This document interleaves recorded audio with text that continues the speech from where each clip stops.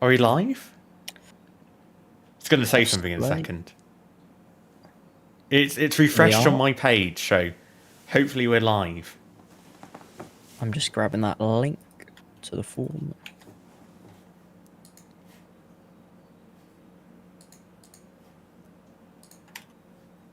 Ooh. Cool. Hello. I swear these intros get messier and messier every week, don't they, Tom? The first 10 seconds is just to make sure everything's working. And it Like looks like it is. this is why we schedule intros. Purely to avoid stuff like this. Yeah, apologies for the short delay today. Alex was trying to be very clever with, I say it like it's Alex's fault. It is kind of his fault, but it's my fault for not helping. So, I like how we're you're having willing issues with that. I like how you're Issues with willing the to take camera credit for server. this. Well, no, I can't take any credit because Alex does all the technical stuff. I'm just here to chat, Right. basically. Do you reckon we're ready to start? I think we've got YouTube working. Tom, it's your turn for the intro this week? I mean, I did it last week, but I'm happy to do I'm it. out of sync. Oh, right. Forwards or backwards? This is every week.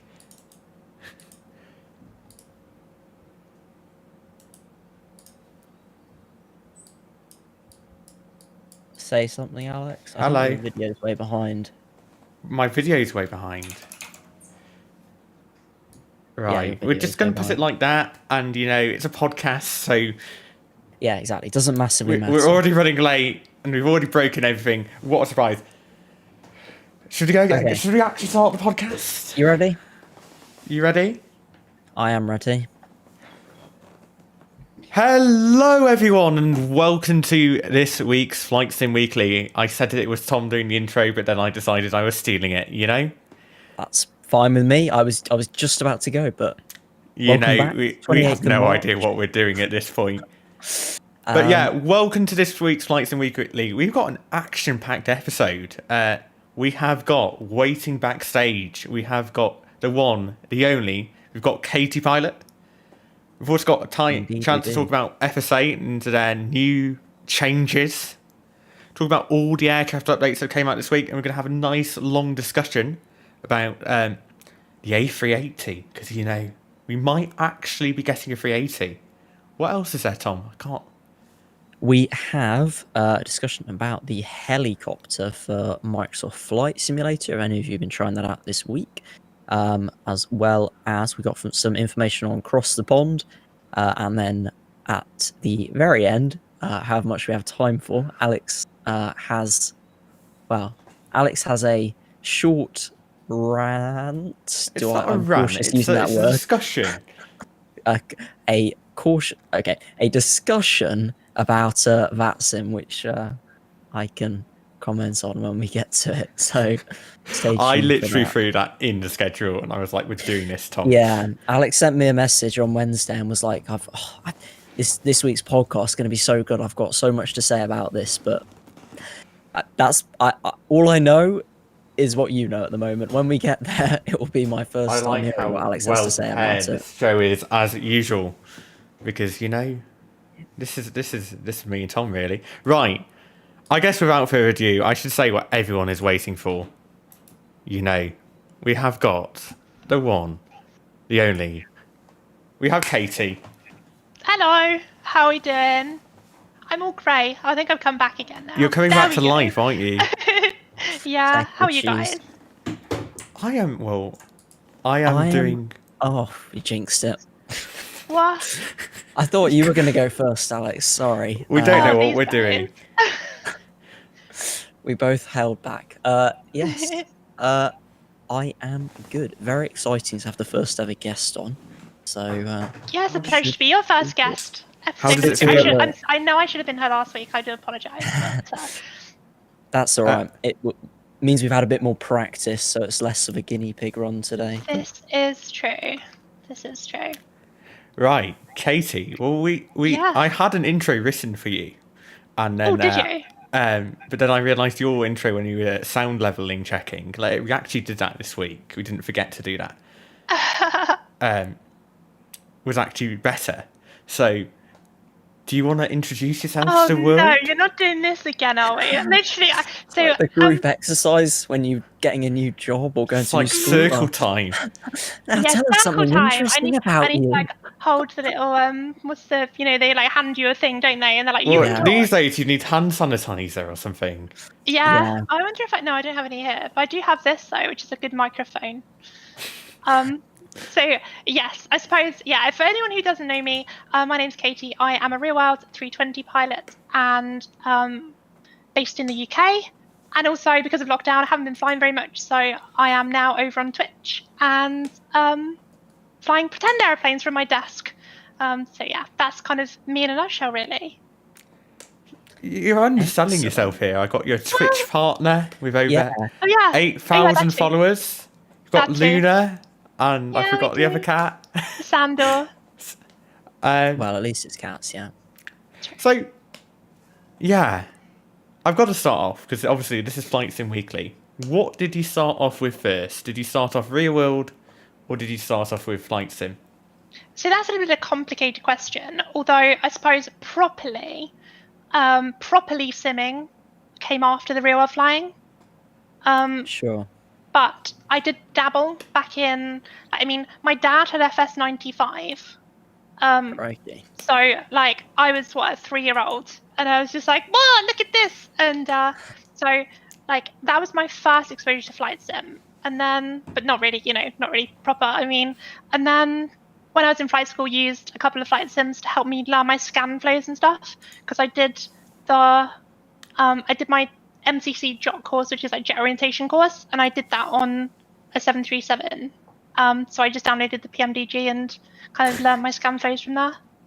Maybe Well, that's RSR was interesting. accurate. PMTG, yeah, they'll be glad to hear that.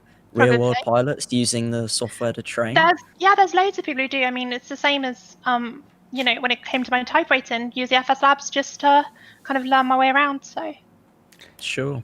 What did you think of the? Well, I assume it's the 737. What do you think of it as a whole? Maybe compared to the FS Labs, or maybe that's an unfair comparison. But how do you think it? It was hard to. It was kind of hard to compare because the 737 I was using on my computer during my JOT course was because we did the JOT course on a 737-400, so that was obviously different on itself. Yeah. So that was kind of weird but it was good enough to kind of know where things were. Obviously, for anyone who has watched me on my stream will know all of that information has disappeared, and I have no idea how to fly a 737 anymore. The tractor chat. The tractor, yeah, exactly. So yeah, no, I think it was a really helpful tool for sure. And it's certainly because I was saying to some of my friends earlier, kind of describing this sort of process in terms of learning scan flows and stuff as you go. It's really helpful to be like, press that button and then it lights up and it does this. Whereas when we're actually going through our training, we have like cardboard cutouts and you just kind of go, right, I would press that button, I would press that button, I would press that button. And there's nothing quite more immersive than sitting and using a desktop simulator to help you learn how it all works and fits together.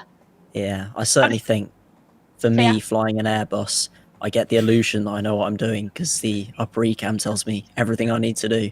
But so I mean, me and Tom both got our starts in flight sim with the Aerosoft Airbus. Yeah. Have you ever tried the Aerosoft Airbus out of interest? So when I first started streaming, I was in the FSX Aerosoft 321 because I was bored of lockdown. I downloaded FSX, and then downloaded the Aerosoft 321. And I basically I was like, I'm just gonna do a world tour because I'm bored, and then started streaming. As you do. Yeah, I know. As you do. I'm currently doing a world tour on a Seminole, but that's something else. So I downloaded those two, and I was using those, and they were good enough. Like I didn't have any problems with them at all. And then I got the FS Labs, and I was like, whoa, this is a game changer. This is a massive step up, especially like failure management and stuff. Yeah. I think that was I remember one of the last times I was able to sit down because I have no free time anymore, it seems, and neither does Tom. But when I last came in, we saw the one thing the FS Labs hasn't modelled with the speed scale. Yeah, the backup speed scale. And I didn't even know about that. but when you're going to that level of detail, I remember when I started, when I was about to get this PC, Katie came in and said, "You need the FS Labs," and it was late one evening, and you basically persuaded me. I think Mitch was there 100%. too. Well, it's definitely worth it. I think it's crazy. Like, I read on the forums every now and then how one of the developers responds to a question and they're like, "Ah, well, yes, when the sun shines on the right side of the aircraft, we get the temperature of the fuel or whatever." No, that's inaccurate, but it No, no, crazy how much detail they go into it with is. these things. With that But said, though, and I think it's quite important to kind of realize, like, yes, they've gone to all that detail. How it's many not people all of it. actually? Well, no, but how many people actually notice that kind of stuff unless they've told you?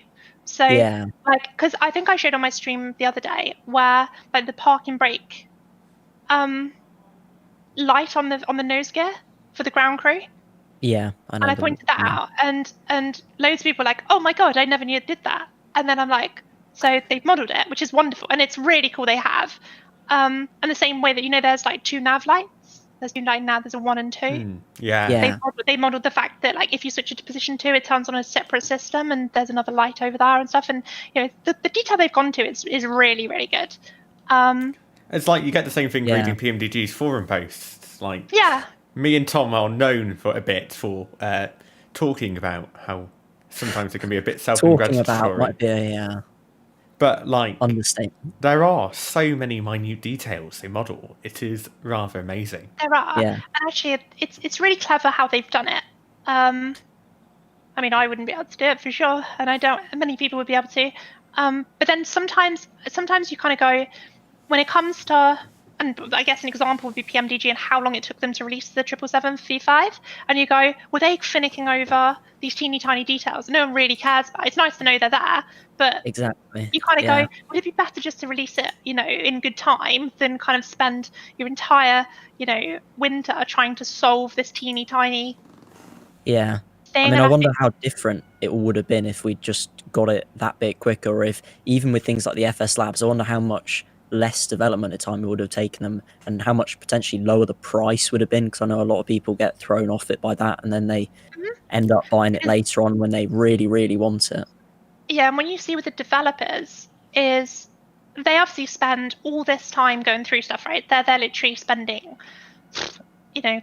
hundreds and hundreds, maybe thousands of hours, like going through, Yeah.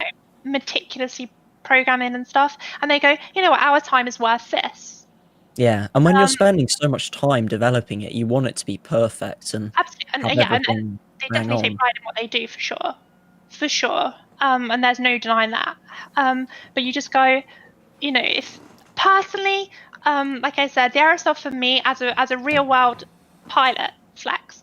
But as a real world pilot who was flying the Aerosoft initially, I was like, this is good enough. I didn't have any problems with it whatsoever. It was only once I got the FS Labs and then I especially started streaming and wanting to bring more, varied content that I went, oh, look, we can look into this. So I remember Fraser back in the day when Fraser first started working for down in Paris, and he taught me the flows of the Airbus in the Aerosoft, and because the Aerosoft had shared cockpit, which is something I still miss, and me and Tom wanted to do, but then realised If we the couldn't. FS Labs ever get shared cockpit, I think Oh. I'll be at home for So the rest of my life. No one job. thing that me and Sam's Airbus for the Win managed to do one time was we used TeamViewer. And you can, if you set it to low latency, you can kind of do a pseudo shared cockpit, which is kind of good. The only thing you can't do, obviously, is the person whose computer it is can use their POTAS, and the other person can just use the mouse for the autopilot. So you can kind of weirdly set it up. But yeah, Almost there, but not quite. Yeah, if there was a bespoke way of them literally going, right, this is how you're going to do it. Like, you just connect and off you go. That would be amazing. Oh, I would love that. That would be fantastic. So, just stepping out of flight sim for a second. What first got you? So, I know you said about your dad having FS98, but what first got you really into aviation? Like, you wanted to pursue it as a career? So, back in, it was 2001, it was just after 9/11. we had a holiday booked to Lanzarote. We flew on a Britannia 757 from Cardiff to Arrecife, and I just remember being so fascinated by the whole experience. That was my first ever flight, and obviously I couldn't go up to the flight deck because it was literally a month after 9/11, Yeah. so there was like none of that. But I just remember being more excited on the holiday, as much as when you're a 9-year-old in, Oh no, I'm the Canaries. same. Sorry? I'm the same almost. Yeah, so like as a 9-year-old though, like you should be kind of excited to, be on holiday, and I just couldn't wait to go home because I wanted to go on the airplane. Yeah. And that was my first proper like moment where I went, this is cool, this is what I want to do. Yeah. And then I joined the Air Cadets, etc. So it kind of was stemmed from there. So you went into the Air Cadets, and I did. Where did it go from there? Sort of like tell us your journey until you first. Until you first flew a plane for the passengers. So, as I said, I joined Air Cadets. I actually arrived to Air Cadets a week early because you can join at 13. I think that's still the same now, but at the time, I arrived like a week early, and they're like, "Come back in a week and you can join." So I did, and then when flying with the AEF, I don't know if if you guys know the format of it and stuff. I don't know if you guys are Air Cadets, but I joined, and so when flying there when I was about 13 and a half, and that was at Cullen in Wiltshire. And then I went flying there, and I was like, "Wow, this is amazing! This is the best thing ever." So then after that, I then finished. When I finished flight school, When I finished Air Cadets, I went to uni, and I joined the University Air Squadron in Birmingham, and spent 3 years there.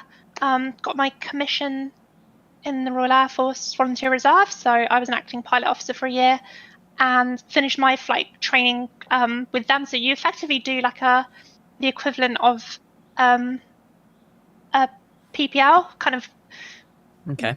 But it's in military hours, so it doesn't officially count. But if you want to convert them, you can. And so yeah, I did that, and then what did I do after that? Oh yeah, I finished uni, applied to my airline on a cadet course that they were running at the time, and I didn't get in. I failed the interview. I got through to the second stage, went to the interview down at CTC, and they. Well, I just wasn't prepared. I was mentally not prepared at all, and so they kind of just said thank you, but no thank you. So I then became an accountant for 2 years. What was that like? That was amazing. I actually really enjoyed it. It was hard work though, because I trained for. I was working 9 till 5, and then in the evening going to night school to qualify, and then I qualified, and I reapplied to said airline, and they then.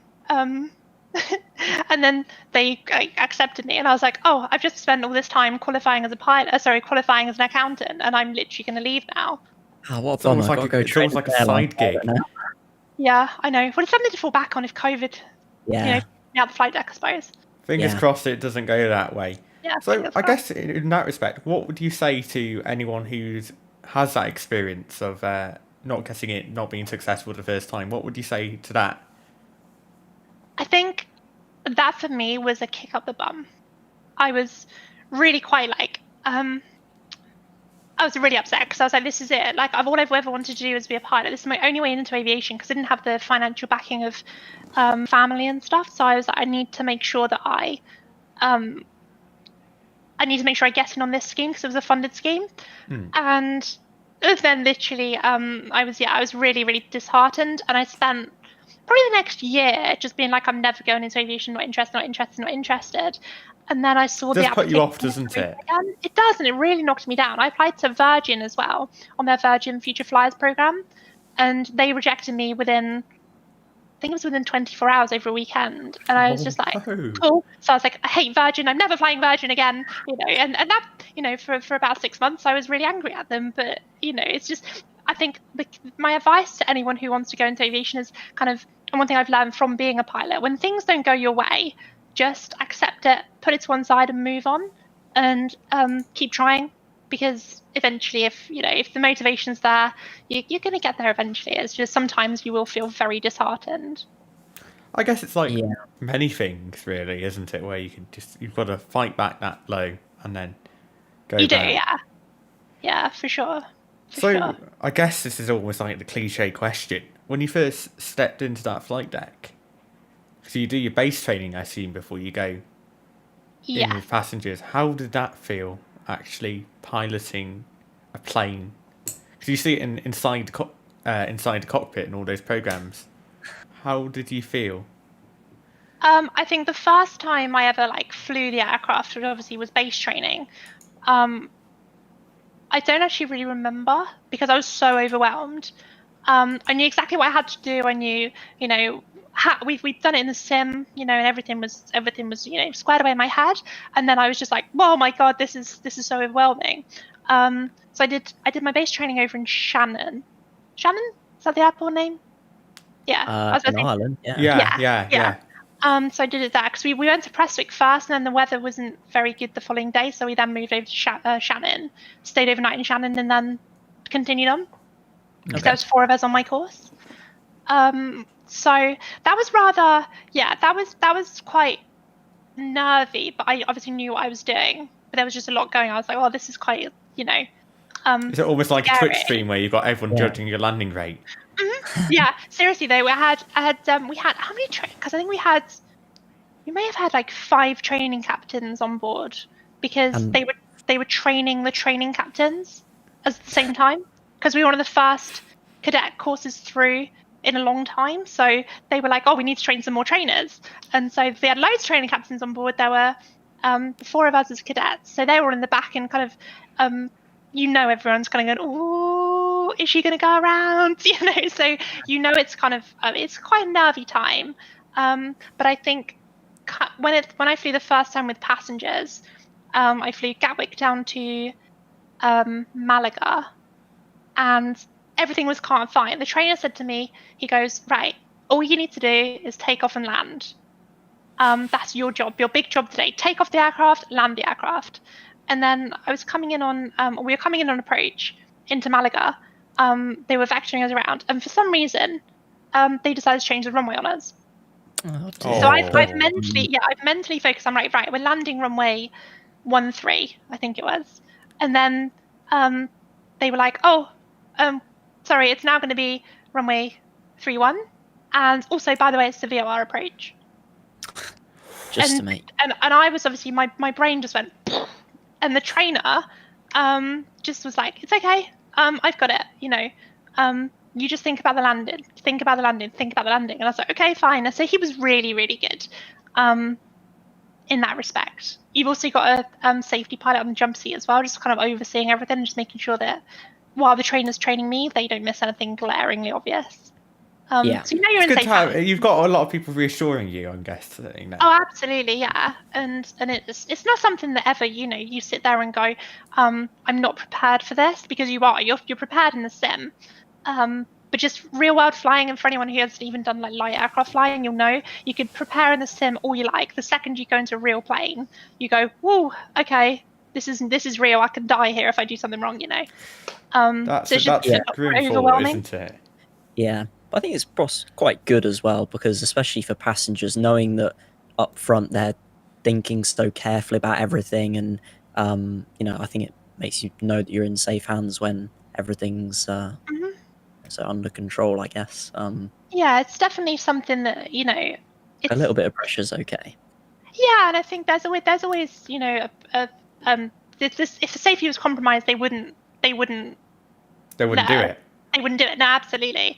So it's obviously perfectly safe to do that. Obviously, I think if you told a passenger, this is the FO's first ever landing, they might get a little bit. TV shows before. Yeah, they might get a little bit. That's always what they do, isn't reactions. it? So here's the thing. What do you think of those TV shows? Would you say they're accurate?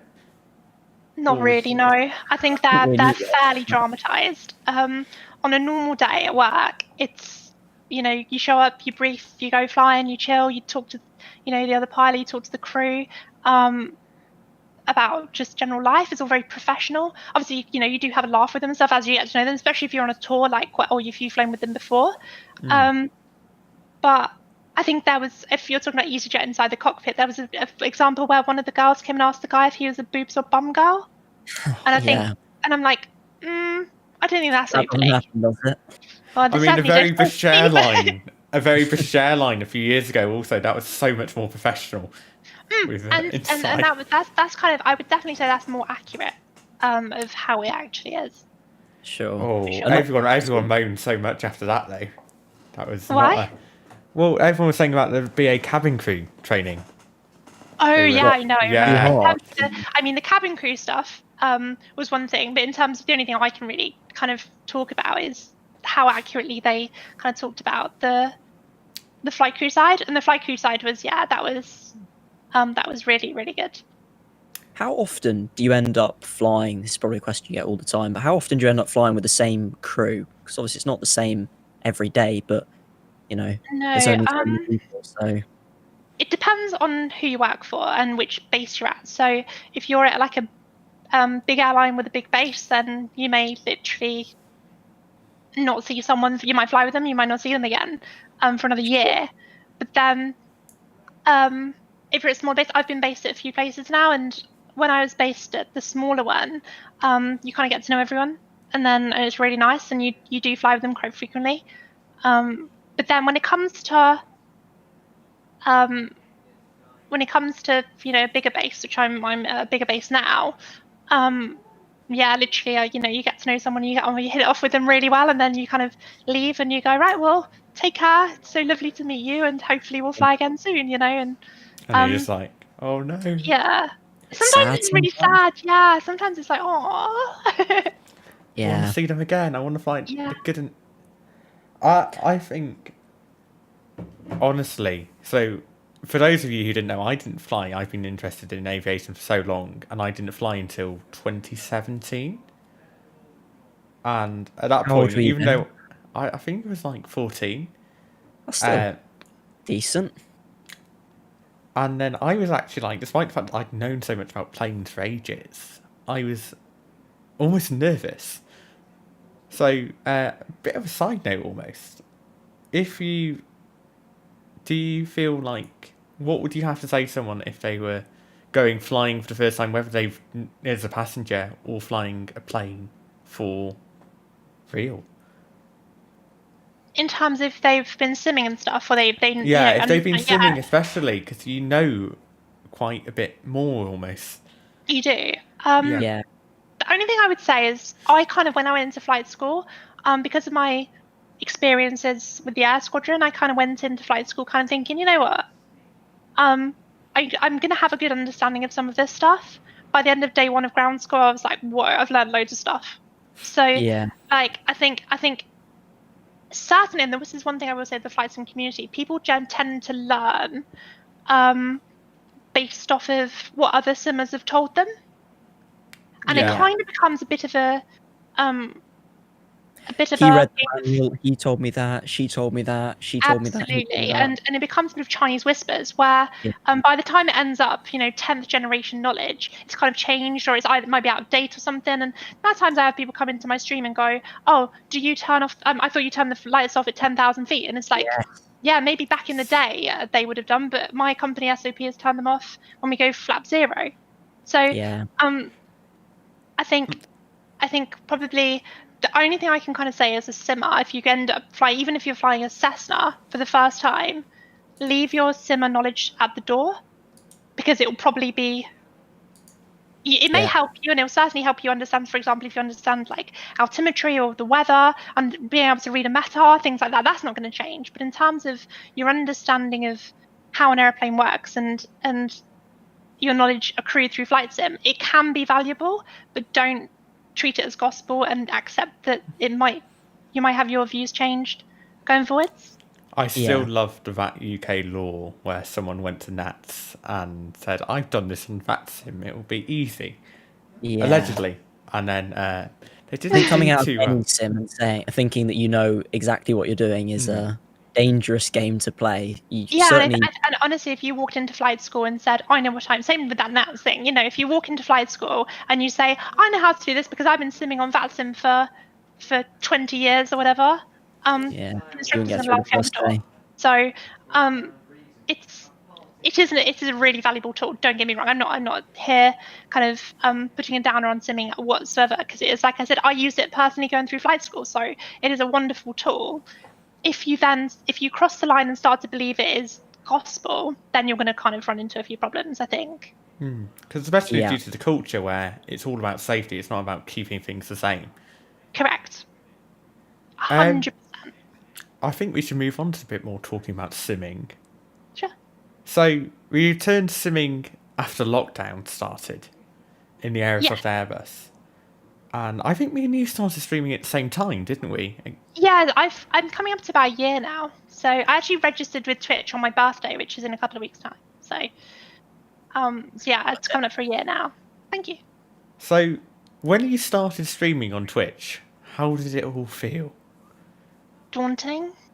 Very daunting. I'm quite an introvert anyway, despite popular opinion. When I'm not on stream and stuff, like, I literally kind of love just my own space. So I live alone, you know, with my cats, because I'm quite an introverted person, and I remember kind of really putting myself out there. Quite nervy. Yeah, I think a lot of streamers can relate to that too. People think that they're all extroverts, but it's kind of different when you're streaming, but hard to explain. It is. And I think the other thing I kind of was thinking was, as a real world pilot, everyone anticipates that you're going to be like perfect at what you do, and you're never going to make a mistake. But obviously in the real world, there's two of you there, because then if one person makes a mistake, the other one goes, oh, you made a mistake, and you both work it out together. So I think that was quite nervy, thinking, oh, everyone's going to come and expect me to be perfect, and then I make mistakes, and they go, oh my god, and they lose their faith in aviation, like aviation professionals. Yeah. Because it must be quite a weight. It must be quite a weight, just like having that expectation almost. It is, yeah. But then a lot of that was put on myself, so I don't think people actually see that as a thing.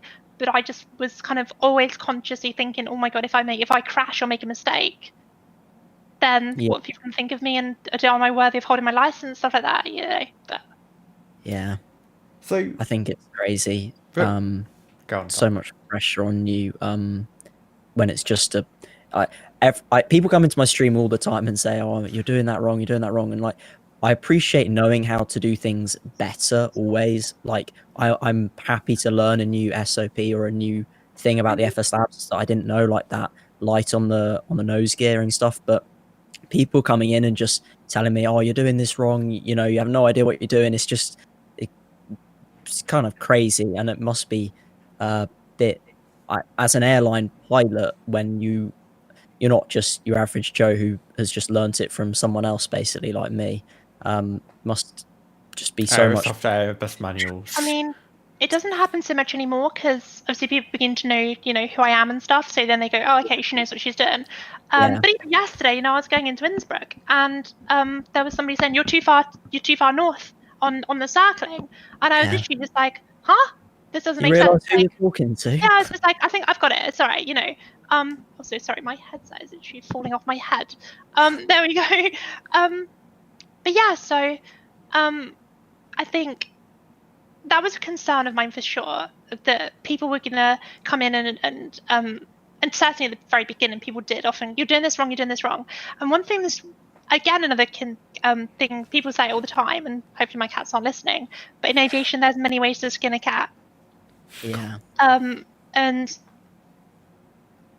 sometimes everyone learns things a little bit differently.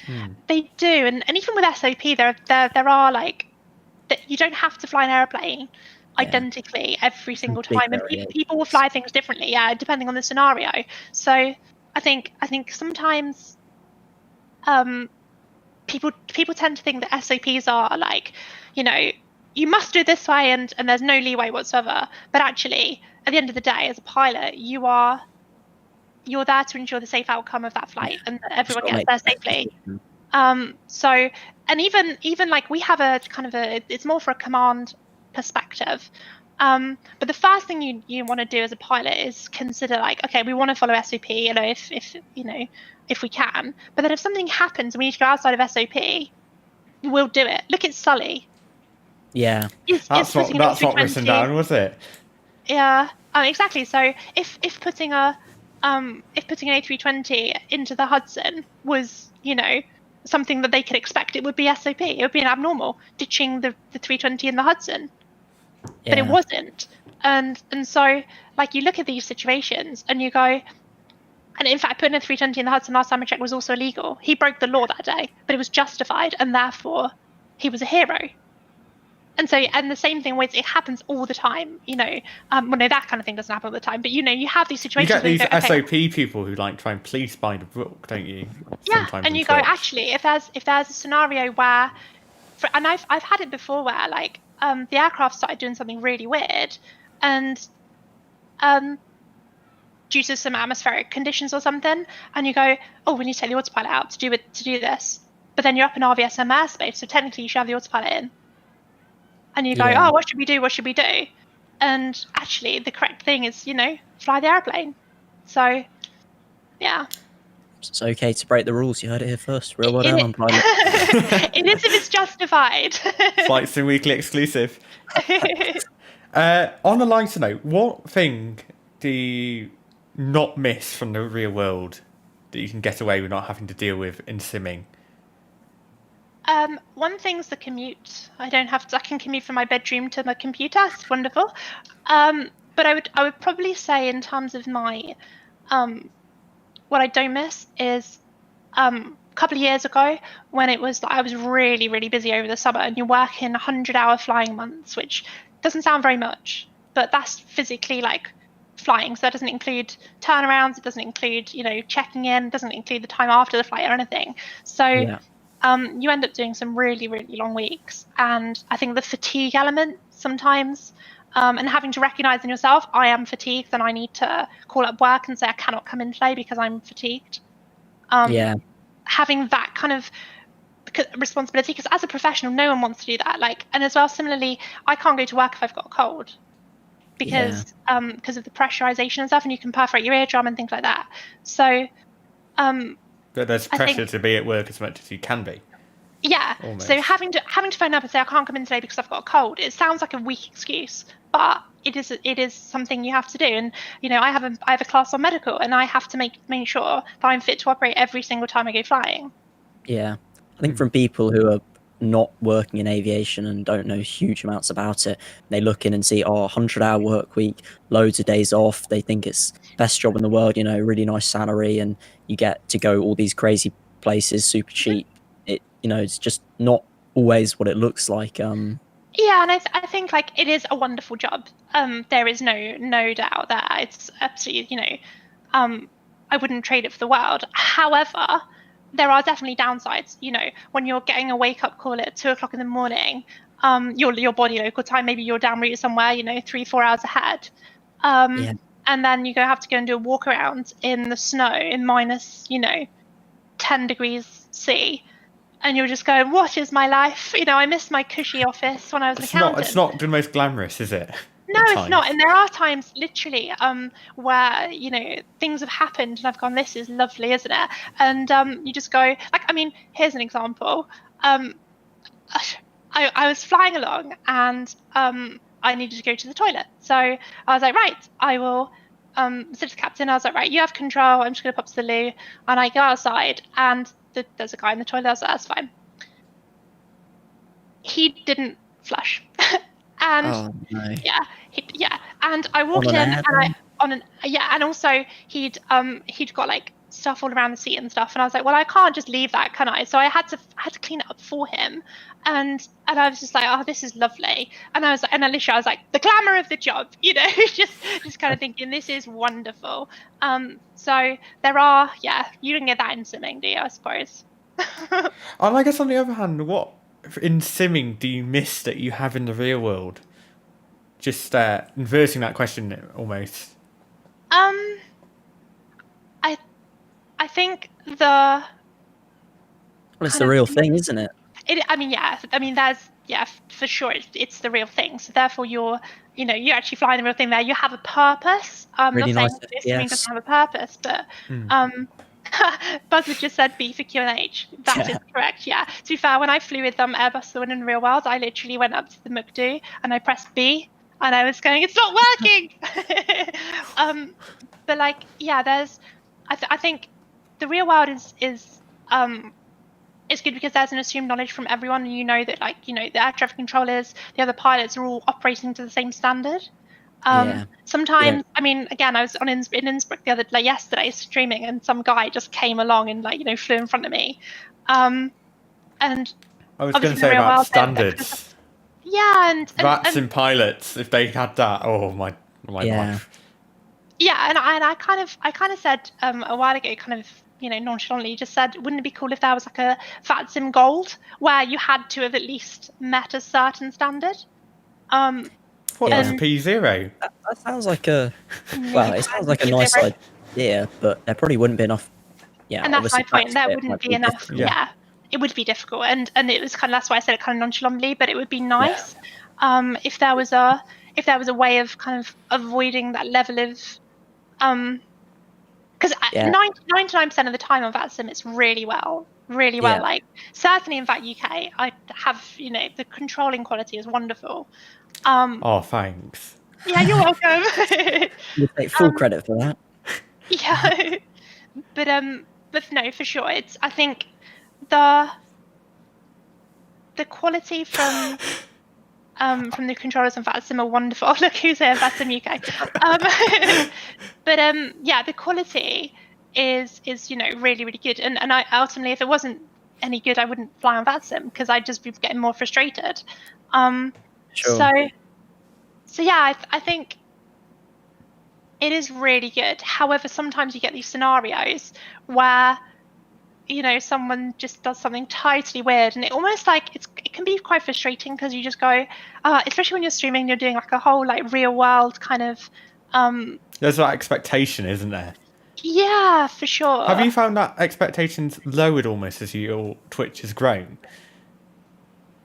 In terms of what? Sorry, what do you mean? That the amount of having to get it perfect every time has sort of gone as people have got used to your style almost. Yeah, I think the one thing is, and I've kind of got better at kind of doing this and saying, you know, in the real world we wouldn't do this. So I had a scenario where I was circling in somewhere, and the FS Labs, I don't know if it's the FS Labs or what, but the GPWS seems to be a little sensitive. And like, I've had quite a few whoop whoop pull ups on the stream. If I had that at work, I think I'd be in a lot of trouble. Or I'd at least have a phone call to say, you know, why did that happen?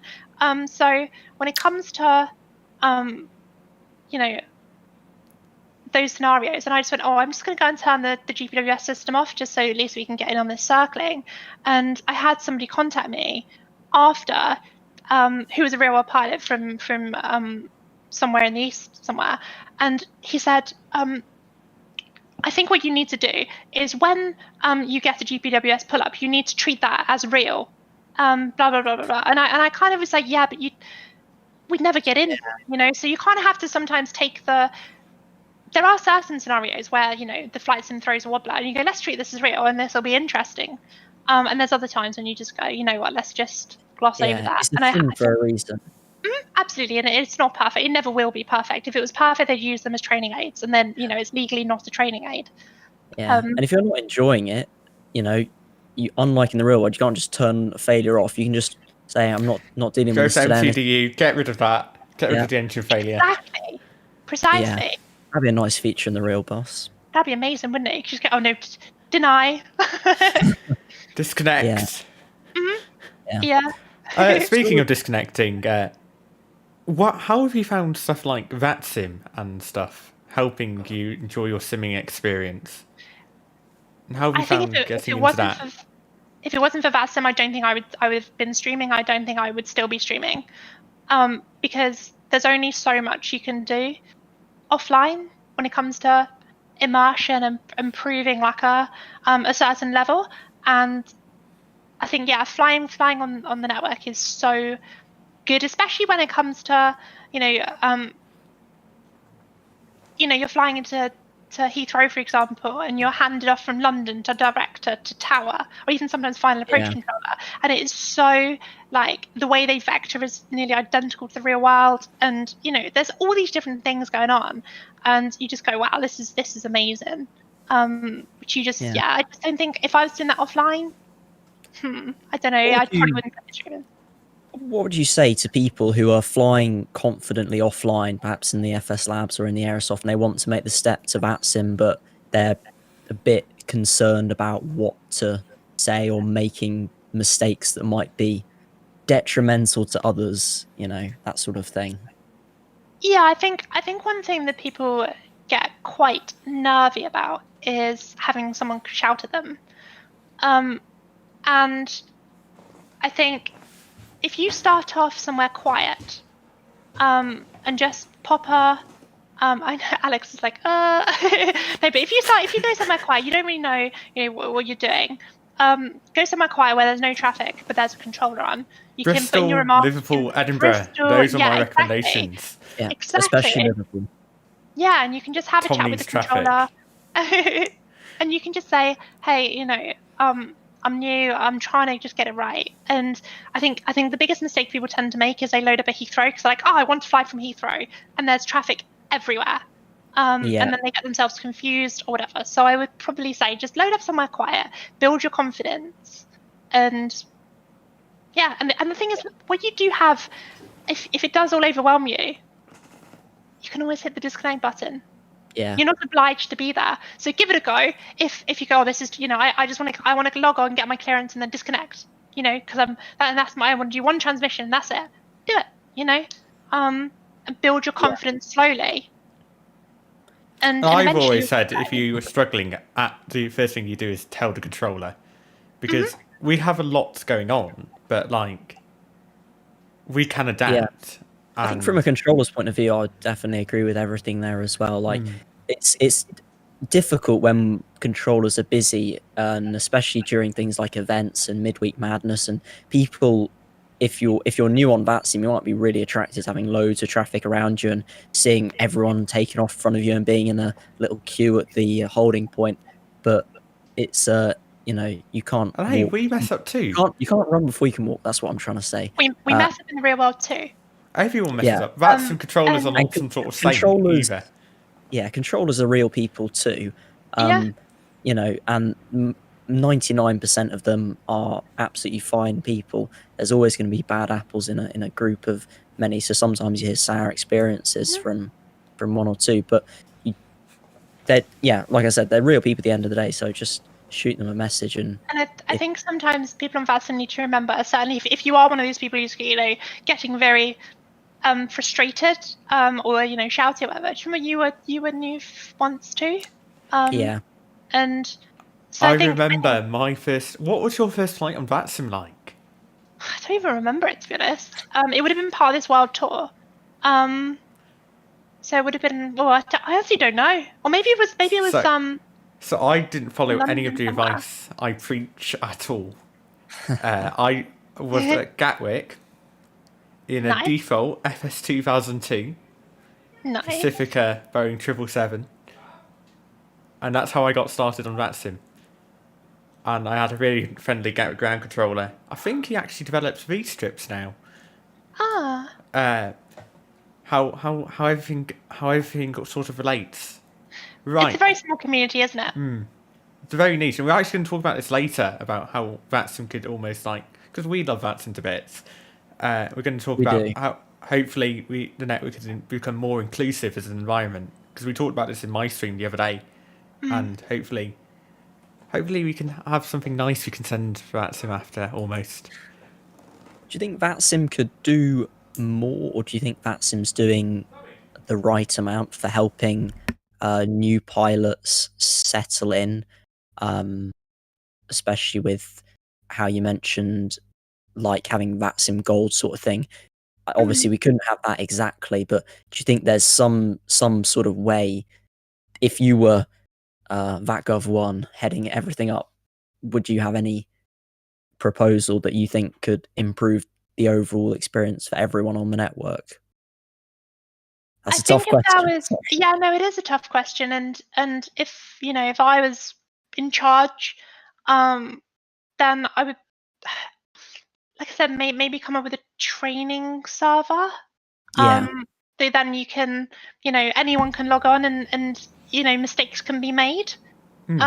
Until you're ready to go onto the big wild world come out, and they'd literally set up, say, oh, on a Friday night, then we do we do a training session on this server, and it's a free for all, but obviously keep it professional and stuff. But if you yeah, if you're gonna make a mistake, then you make a mistake there until you build up the confidence. I Definitely. think that would be really, really helpful, because I think it would. I know plenty of people with a fear of going on to the network I first. get them So coming in all the time saying it. I think we've all seen this on our streams where we have people saying, "I want to join Batson, but nervous."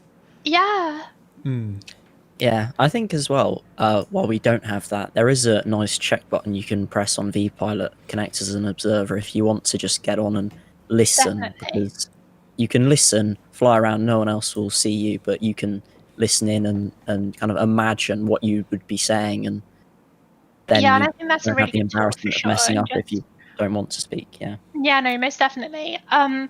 The only thing with that is you can't speak, so therefore, like, the nerves often stem from Yeah. the fact, the first time you press the It's the push button. breaking through, isn't it? Yeah, And once so you've done it, it's 10 times easier. mm, Right. I think we've got a few questions for you We from ooh, do. the audience. exciting. You see, Before we we were worried start, this morning that we wouldn't have enough to ask, and yeah. Oh, This but led on look, quite nicely. If you do want to ask a question, you're watching live, there's a link in the you've got about chat. 5 minutes to ask your questions. We're going to go through Yeah, them. So sure. I'm going to start with this one Question one. first. Have you flown all the A320 family? no, I've never flown 318, Do you but ever I've want to flown fly the all the others. 318? Sorry? Would you ever like to fly the 318? I think it'd be a good experience for sure. But They're all going now, aren't they? I know, I don't know if there's any left, are there? Like, it's Yeah. kind of sad, but yeah. If someone literally said go fly this 318, I'd be like, yeah, all over it. But kind of. Oh, actually, no, I told a lie. I haven't flown the 319 Neo because barely any of them exist, but they're out there somewhere. Yeah. And as a follow-up, they ask, which of the ones you've flown, I guess, are your favourite? I I don't really have like a favorite, but if I get to work and it's a 320 Neo, I know it's gonna be clean. I know it's gonna be nice, and You I might kind even of have a fancy ACP. yeah, exactly. And they're just kind of they're nice and new. It's like kind of driving a new car, I suppose.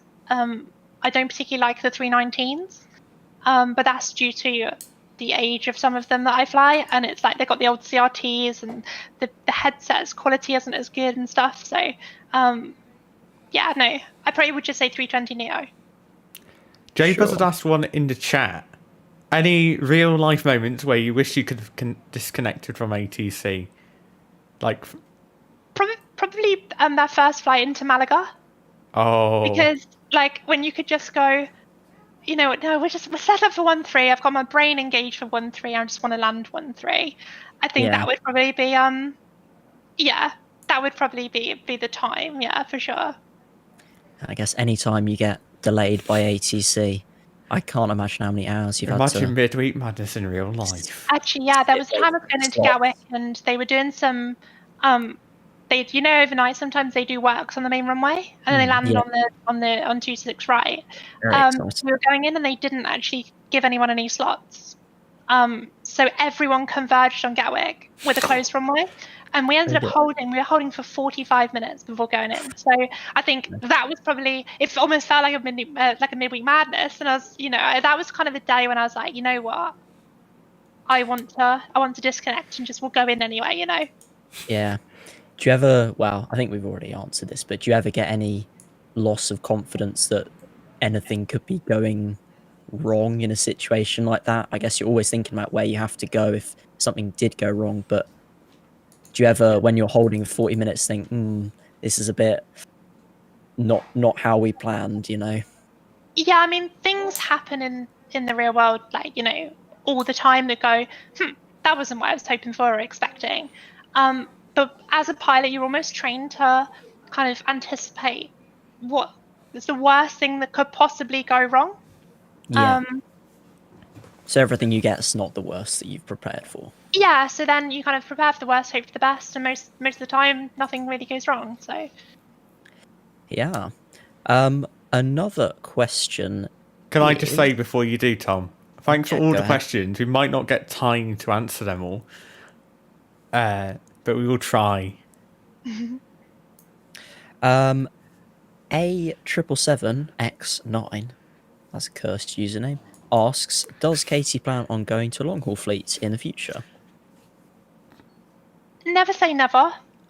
But for me, kind of lifestyle is more important. So for me, I love my cats. I love being at home and stuff. So I think going away every time I go to work, if I was going away for a few days, I think I'd be like, well, this is a bit, Yeah. a bit much for me. But with that said, like I said, never say never. I think I would. I'd love to give it a go, but I don't. The thing is, at my airline, like if once you switch onto a fleet, you're frozen on it for like 6 years. And that's a big chunk of my life. If I went long haul now, literally, like I turn 29 in a few weeks, I would be 35 before I can move off of it. Yeah. So I think it's just one of those things where you just kind of have to go, is this 100% for me? And at the moment, probably not. Maybe if I went part-time in the future, then yeah, potentially. There's another there's a lot of good questions here actually. I think this we've is answered quite a lot of them already. Yeah, I'm going to skip some of the ones that we've answered earlier. About how Carl's did you get asking, what's your favourite engine? Of course, Carl. He tried to disguise it as well. Did he? Oh, he's such a... Carl's really just rocked out of bed as well. So is there no answer to that one? No, there isn't. Because he asks me every single day. Well, Landing No Blue asks, do you have any tips for people about to go through commercial flight school? That's a big question, but I think it kind of comes back to when I first started, or when we first started the stream, talking about like, when you get knocked down, don't give up, Yeah. and just keep working, keep going, and don't get disheartened when you hit a roadblock, because they will happen. No, I don't know anyone who's just like breezed through life and ended up yeah, and ended up in just walked into the flight deck and gone, brilliant, nothing's ever gone wrong. So yeah, I would definitely just say don't give up even when you have your setbacks. No one's going to breeze through flight school either. You will have a moment where you'll go, am I really cut out for this? Every single person does. So absolutely. Any more questions out of these, Alex, that you want to ask? Oh, I'm sorry if anyone just saw, my mum did just crash the stream. yeah, I saw your mum. And she was asking if I wanted Chinese, and I was like, I told you I'm busy. I mean, come on, I'll have one. Yeah, I wouldn't say no to that. You could just hear in the background the shouting, what do you want? No, I don't really. There's one. Oh, Neos versus COs flight model in real life. Does it feel different flying one? This It is from does. me. Only kind of more in the takeoff and the landing. And also it climbs a lot quicker. The Neo climbs a lot quicker. But in terms of the for the takeoff, there's a different rotate law. So it's kind of on the COs, when you rotate, as you get to 10 degrees, you have to continue to pull through 10 degrees, otherwise it hangs there as you come out of ground, as the tail comes out of ground effect. And I don't know if that's modeled on flight sim. I've kind of never really paid attention enough to it. But when it comes to the Neos, you kind of have to rotate, set a pitch, and hold it, and it will then come through 10 nicely. If you forget you're flying a Neo, as it gets to 10, you stop pulling, and then the aircraft goes woof, and then you go, oh no, and then so you put the nose forwards, and then you kind of start poising, and it's like, and you can tell that you've gone, Until I forgot they're flying Neo. Yeah, and I remember the first time I flew a Neo, I was like, "Whoa, this is weird," but now I'm obviously used to it. So it's just before we go flying, we kind of, we briefly say, oh, it's a Neo today. So remember that. And then in the 321 Neos, there's a different law in the landings as well. So kind of just feels a bit different. But Fair enough. I think that's everything. Thank you so much for joining us today, Katie. I hope you've enjoyed it. I have enjoyed it. Yeah, it's lovely to be here. And as I said, I was kind of watching some of your stuff from last week, and I was hooked. So I'm glad you guys are doing this. It's a really nice little thing to watch. So I hope it all goes well for you in the future as well. What I will say is we're planning to have some more guests on. If you've not already seen, down in the description below the video, it feels weird not having an exclamation mark something to point to. But in my Discord, you can drop who you'd like to see on. We're going to try and get as many people, trying to get some scenery developers on, people like that. Lots of interesting people. And Katie, thank you for today and being the first inaugural streamer, dealing with all planning for this is an absolute nightmare.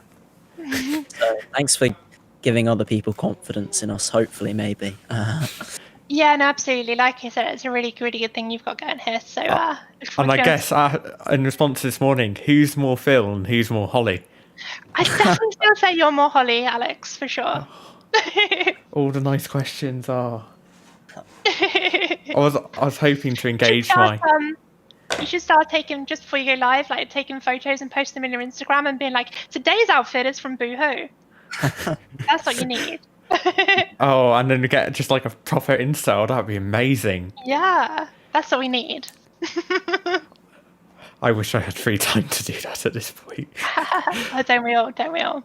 Alex is more like Piers Morgan from Piers Austin Foss. Alex I think it's time to leave that there. Yeah. So we might get into an argument. Guys, do not leave us here. We've still got a whole show to go through, and I'm being interrupted. Yeah, we still have lots of things to talk about, including Flyby A380, Innobuild's A300, Aerosoft CRJ updates, Flight Sim Association, Cross the Pond, helicopters in Microsoft Flight Sim, and we've got a segment on VATSIM. So do stick around, but we might have to run through that quite quickly, or maybe leave some. Yeah, so I think, Katie, thank you so much for joining. No problem. You can stay around if you want. We were talking about Flight Sim Association. Have you been with seen any of that? Yeah, they've asked me to work with them, so yeah, we can definitely talk about that if you want. So I need to figure out how to change this ident then. I've broken it all. Oh. So Flight Sim Association sent out an email this week. And it was basically about a lot, because at the start, I think it's fair to say there was a lot of criticism. Yeah, I think people had unfair expectations, or they had expectations which weren't what Flight Sim Association necessarily thought they should have had. So they got some. I mean, the marketing didn't help, did it? I think something big is coming, basically. They did acknowledge. Yeah. So they are saying that. So are you being asked to do one of these webinars, or are you not allowed to tell us yet? Yeah. So they asked me to do a webinar, and I'm totally happy to do so. But what I did say to them, because I didn't fully understand how it was all going to work, I kind of had a message, and it was like, this is what, would you be interested in a webinar? I was like, yeah, absolutely, of course. But then it launched, and I kind of was like, okay, hold on a second. I'm going to be doing a webinar for people, which is ultimately something I can do on Twitch, and also something that I can do and have done in the past, like tutorial stuff, and they're going to chuck it behind a paywall, and that kind of, I felt, would undermine my relationship with the viewers. And so I kind of this with the sort of Q&A. Yeah, absolutely. And this is free, and this is, and it's lovely. So I kind of just said to them, I'm happy to do something for you, but just the model needs to change somehow. In that so they have changed the model a bit, haven't they? So this email they sent out this week, I'm trying to get it on the screen, but it's not working. And but basically they said their free accounts are going to last forever. and you're going to have access to all 3 webinars, a selection of rotating discounts, and the guide. I think the guide is something really good they've done, to be honest. And Yeah. Yeah, absolutely. providing they get more of them, I think that'd be great. Yeah. They're So also I planning. always FS get people asking, like, how do I do this? How do I fly this aircraft? And I always say, oh, just Google it. And that sounds a bit mean, but No, it's true though. It's true. if it's nice to have a central place where hopefully there can be some good quality information. Yeah, most It's not definitely. expensive. I think. And like I said, I think it comes back to the whole, like, if that stuff was behind a paywall, would I want to pay $30 a year for that? You know, Especially as a and it new simmer. it almost goes against everything. Like, you know, when it comes to content creation and stuff, kind of goes against all of that. Everything we do on Twitch, YouTube, whatever, it's Money is totally available optional. for free all the time. Yeah, and it's kind of saying, you know, if you support us, then feel free to, you know, subscribe or cheer or whatever it is, you know, they want to do. Yeah. But it is in no way required. And I think kind of, and that kind of for me was where I kind of drew the line with when it came to me offering a webinar. I just said it needs to be freely available. As a baseline, you know. Yeah. I So think it's difficult with things like this as well, because when you're reading text, you don't have the person, you don't have the webcam, you don't see the person behind the writing, and you can't, like, maybe, I'm sure there's some study somewhere that shows if you've got a webcam and you're talking to someone, they'll be more engaged, more connected, more likely to want to support it financially. So it's definitely difficult, but I could certainly see if you have some good guides on here, some good videos that go really in depth. Like I think of like Black Box. He's got loads of videos on his YouTube channel. Oh, about flying I learned the FS Lab through Katie and Black Box. Yeah, and you can go on his YouTube channel and you could watch those videos, and if you like them, then, you know, a $5 wouldn't kill you. So Precisely, and the thing is that, Alex, you were just saying, like, that you learned through me and Black Box, and you didn't have to spend a penny if you didn't want to. You see value in it, you subscribe, then great. But if you were, and I think that the key thing is as well, is a lot of the sim community are quite young. Certainly the people who are breaking into the sim community. So actually, you're not even asking them to spend money. You're asking their parents to spend money on some stuff that they don't really know what it is. And they say, it's $30 as well, it was. Yeah, so they could say, oh, the only way I can get into simming, they could say to their parents, oh, the only way I know how to get into simming is by paying this $30. And I think that kind of takes advantage of... I feel a bit bad about that sometimes. If, you know, potentially being on the receiving end of that, if you have a younger audience or a younger teammates and they feel... I'd never want someone to feel pressured to donate, but obviously it's nice to have... Of course, yeah. So I think this $3 a month pricing option might be better because as well, I think the whole year thing might put a lot of people off, especially if you want this premium quality, because like there are guides published for MSFS which cost money. And they are really detailed, but you're not going to need them for a year. And I think this monthly pricing option might actually be a better option. It's still something I'd not necessarily pay for. Yeah, I mean, if you've got $3, you may as well be like, $3. I'm just not gonna. It's a Starbucks coffee to me. And talking to Starbucks, I think the important thing with that, with an optional pricing thing, is it just means that they're giving you the choice, aren't they? To say, you know, do I want the extras? But it's also not excluding you if you can't spend that money. Yeah. Do you know? And I think, like, if you really want a discounted aircraft as well, you shouldn't have to commit for a year of it. No. That's what I think the thing is. It's like the Costco membership doesn't last that long, and this is basically trying to be. I think they even said themselves this is Flight Sim's Costco, and I think at that point, Costco does still make money, by the way. It makes a lot of money. Yeah, I think as Mitch just said, think about how much you spend on add-ons. How can you justify spending more money to learn an aircraft when you can learn it on YouTube for free? And that sums it up pretty well. I couldn't afford it after I bought the FS Labs.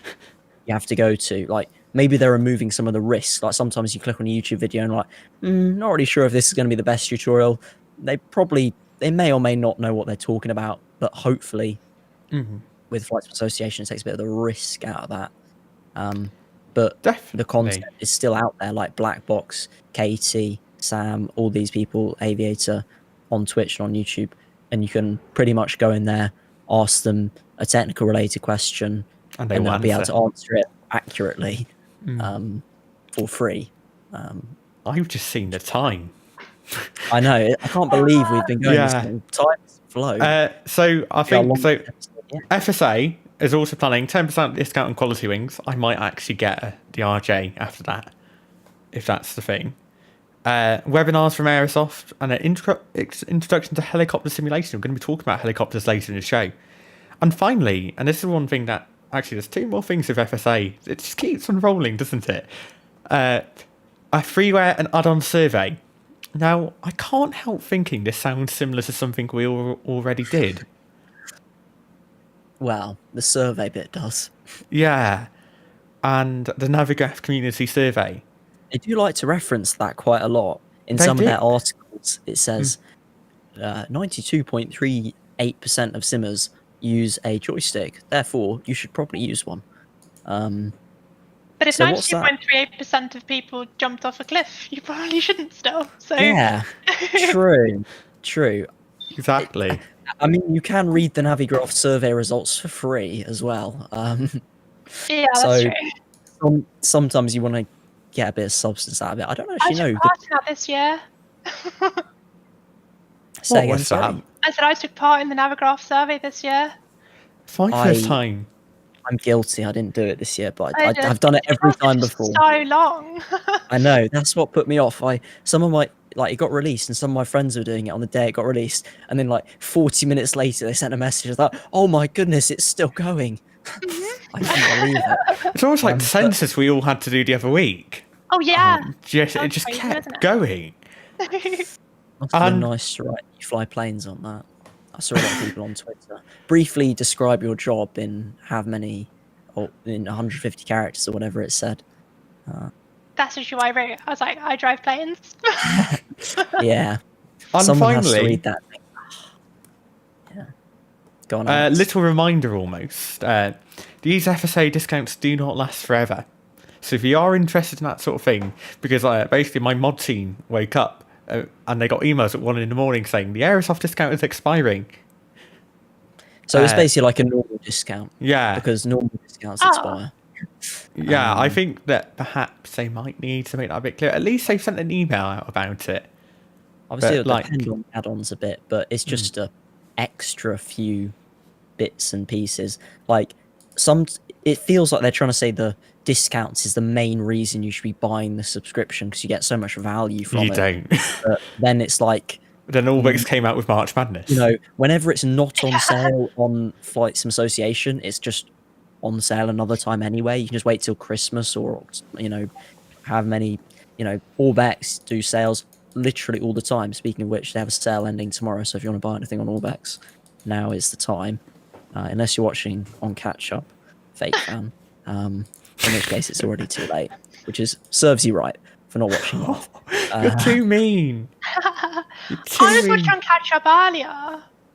Well, This you is get a one free podcast, Tom. It is a podcast. True. Yeah, I think that's all we have to say about Flight Sim Association. Right. I think Katie, we've taken up a lot of Katie's time this evening. Once again, Katie, thank you so much for helping yeah, us with no this. worries. Still to come on Flight Sim Weekly, we're talking about the INI build, we're talking about the CRJ had an update. Tom knows more about that update than I do. Going to talk about the stretch. talk about the A380. Who will be first? INI builds or fly-by-wire? And we're going to talk a bit about fly-by-wire previews and systems. Give you your brief roundup of all the news, and we're going to talk about inclusivity in VATSIM if we do have time. Going to say goodbye to Katie now. Going to put my face and Tom's back on really big again, and it's going to be like, oh my goodness, what is this? Thank you so much for joining us, Katie. Yeah, no worries. Genuinely, guys. If you keep it guys- up and- If you guys don't follow Katie already, twitch.tv/KatiePilot. Yeah.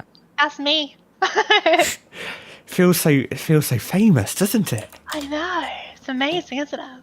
Right. But no, Well, guys, genuinely, thank you so much for inviting me on. And hey, we'll have to do it again sometime. We Once you've had will. some other, So much. once you've had Really some other interesting. more reputable pilots on, obviously. Right. Thanks very much. No worries, guys. We'll see you soon.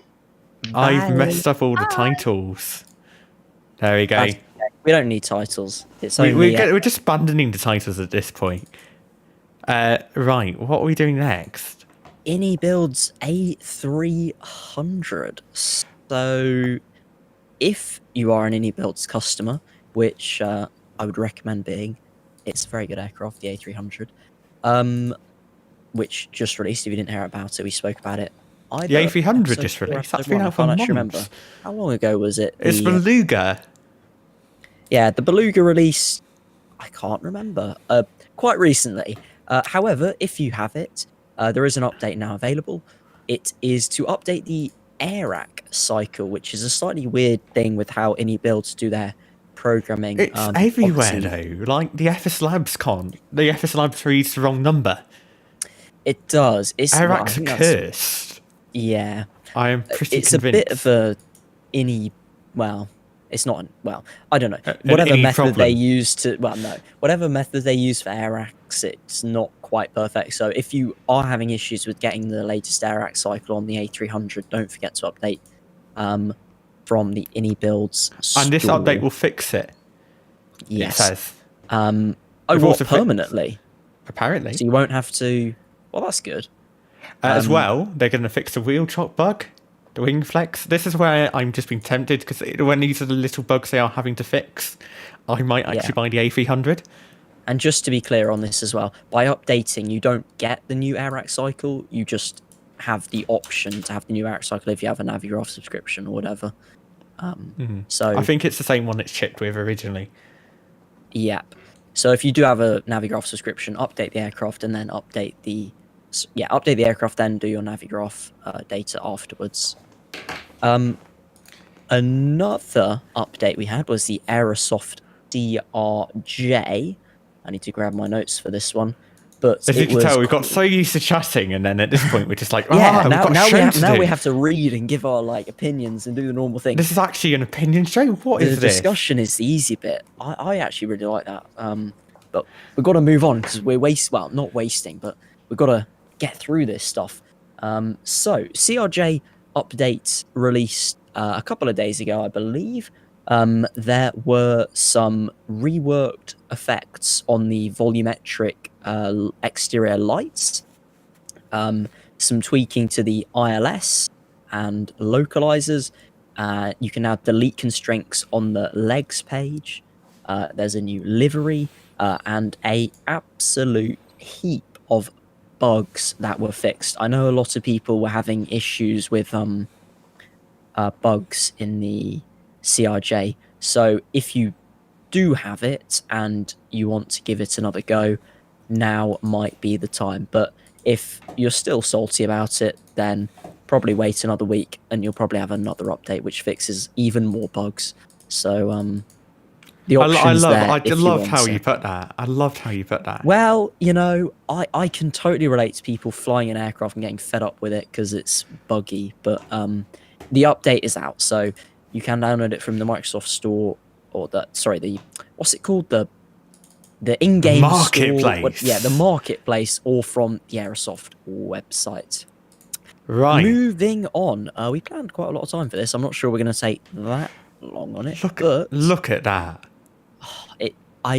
It's bringing me to if you're watching this on Peggy Spotify, 18 things.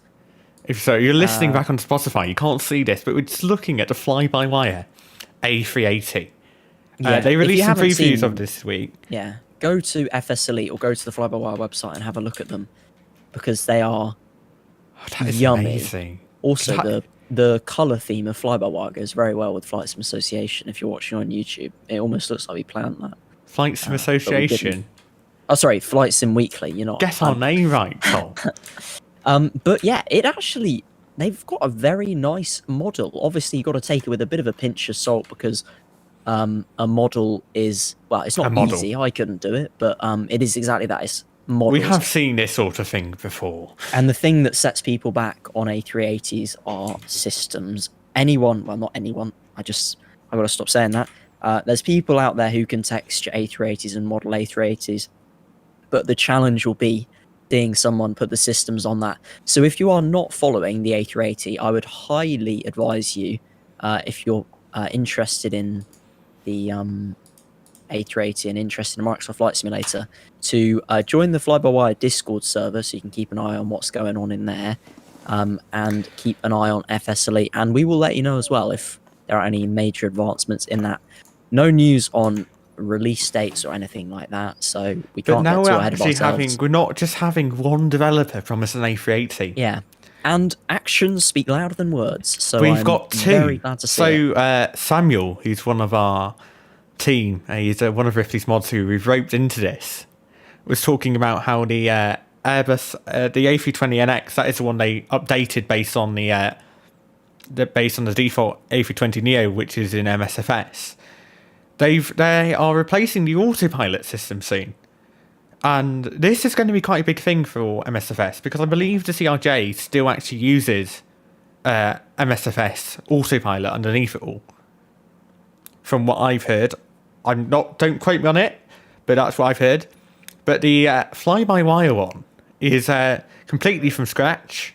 It actually has auto-lands, accurate FMAs, or accurate auto-flight, soft altitudes, basic soft go-around. It's going to use auto-thrust properly. There's still no VNAV yet, but they were working on LNAV and VNAV. And this is sort of making me think, and me and Tom were talking about this before the show, are we actually at a point where we are going to see freeware studios actually start to rival? Because we were talking about with Katie earlier how... Yeah, and obviously we were talking about not a lot of people PMDG use last those. week. Not a lot of people use those really, really minute details. Are we at the point where People are not so bothered about that, and they were more bothered by the aircraft just being fun to fly rather than being absolute carbon copy of the real world counterpart? Because I know could payware be obsolete? I think it's definitely going to have its uses, but for the vast majority of flight sim, we do have that situation where to just want a plane that flies and looks okay, and I can take a nice screenshot of it. Yeah. And then maybe for me and you, we can land it properly on a Twitch stream. Yeah, I looked at PMDG, who we were talking about last week, and I remember us saying how we thought that the updates they're bringing now, although good, are not up to the times as in the past, in it feels weird to say this, but in the 2010s, it feels so wrong, doesn't it? In the 2010s, and even before that, in the noughties, when PMTG were releasing their updates, they were ahead of their time. They were revolutionary. I hate using that word, but they were revolutionary. But equally, before that, there was freeware. Just sort of average.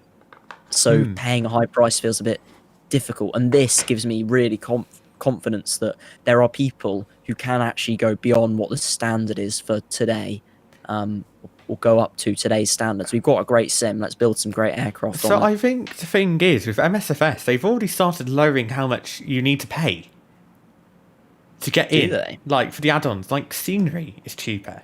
All that stuff is cheaper. But now we're seeing the rise of freeware developers again who are making good quality planes. Yeah. And this sort of makes me really excited, because I don't want to spend 150 quid every time I want to fly a plane. And we're getting to that point, hopefully, where freeware aircraft, like it used to be back in the noughties, a lot of time in the noughties, they were freeware aircraft. I love how we're saying this, but yeah, I know exactly what you mean. Back when me and Tom were young infants, just walking around the streets. Before I existed, can you believe it? Back when PMDG were just making manuals. But like, for the A380, any builds and fly-by-wire are taking it on. So when you've got dare I say, these are two people who two companies that have a reputation for doing good stuff. It's not like, what were they called? Next Level Simulations, who released an A380 model, and then we never saw anything from them again. Yeah. I think we should move on when we get a chance, 'cause otherwise we're not I gonna have feel enough like time to talk about, this was to fill out the 2-hour episode, and then yeah. we. Or we could talk about that some another time. I don't know. It's kind of up No, to you. no. I think We'll genuinely. do that today. No, we've got time. All right, but Um, probably another half an hour. this is the moment where we are rewriting the episode script during Yeah, I mean, during the episode. I looked through the script beforehand and I was like, Alex, there's no way we're going to stretch this out that long.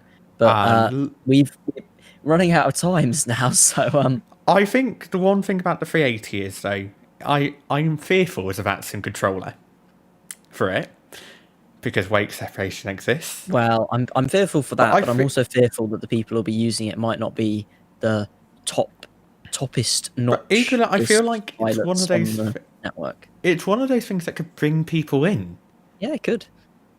We've spoken about this before, so I'm not going to repeat myself, but it might be a short-term blow for long-term benefit. We will, Like MSFS is. we can't simulate it. We can only have it happen and see what happens. It's probably a good thing, and if it's a bad thing, then we'll find a way around it, I'm sure. It is rather exciting. I'll tell you what is also really exciting. The fact that I don't have the title ready for this to go on the stream. But there is something else that this was pointed out to me in my Discord by Dave TC. Dave TC, flies helicopter. If you watch my streams, it comes flies helicopters. And this is about flying inside. Is he the guy who does helicopters inside London and goes between the heli? I can't remember what it's called, like the heli. So there's Maverick. Maverick Hotel flies 9, helicopters. all that stuff. Oh, there's many. There's people some who guy. fly. Whenever I'm Maverick controlling and Heathrow, Dave someone are the always people looks who I always see. But so I will get the article on now, and then look at this. Look at me pretending to be a pro streamer, having no idea what I'm doing. Yeah. So Microsoft Flight Sim now has a helicopter. There is actually one available on FlightSim.2. Which I found that Charles website. can go on. Bogan and Tom, who are my mods, were just like going on about that site, and I did not realise how useful it was. It actually existed before Microsoft Flight Sim existed. I found out, but it's exploded. only now has become like, well, at least for me, I didn't know it existed before like Microsoft Flight Sim. But there's a helicopter on there if you want to try out some of the flight dynamics in MSFS But for yourself. the key thing is, so they are working on this helicopter. But the key thing is, it mentions that MSFS. Who's working on this? This is flying inside. They're working on a helicopter for MSFS. And one thing I noted, and this is why we talked about this, is that there was still not a helicopter flight model for MSFS. Even though Not yet, but it was in the roadmap, I seem to remember. It was in the roadmap, but it again raises the question. So, MSFS, if I can put the right thing on. MSFS was... Apparently.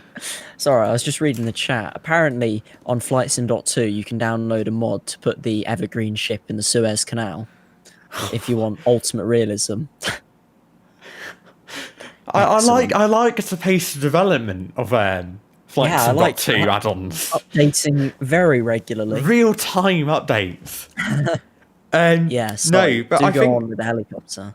the helicopter thing. So MSFS was promised us this realistic thing to make the world amazing. Now we've already established at this point on this show anyway that it isn't actually the be-all and end-all flight model. It's not the most exciting. It's not the most realistic thing you are ever going to see yet. But it's there and it's an engine for it. But it almost makes me think, why was there nothing for helicopters? Because helicopters are flying. And dare I say it, a lot of the stuff that you could do with helicopters, like the Hotel 9 routes, like the hotel routes in Heathrow, MSFS is perfect for. It almost seems like it's a bit of an oversight, and it's a bit disappointing, really, that they have forgotten about it.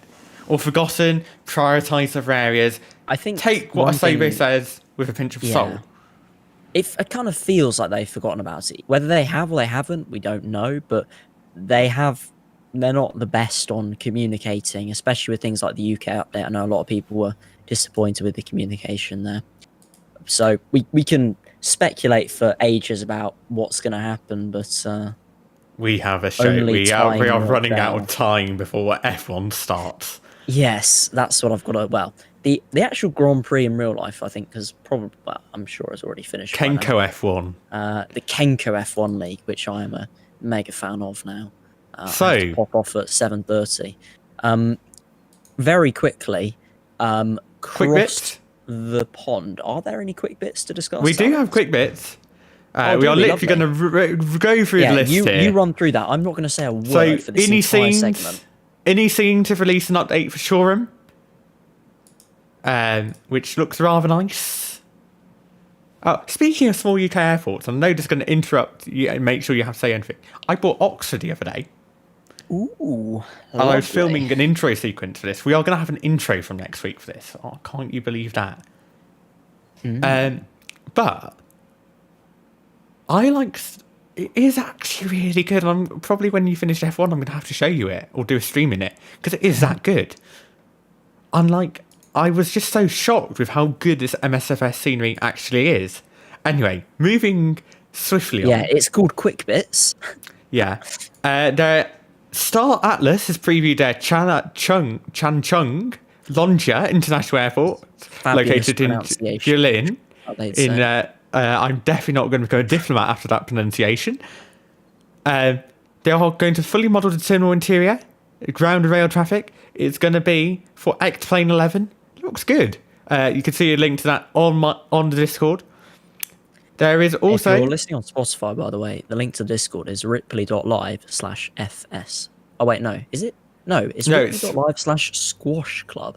Sorry. We haven't got a Discord but if you- separate for it yet. Yeah, ripley.live/squash club is the Discord if you want to join. So we A2A said something and you put it in.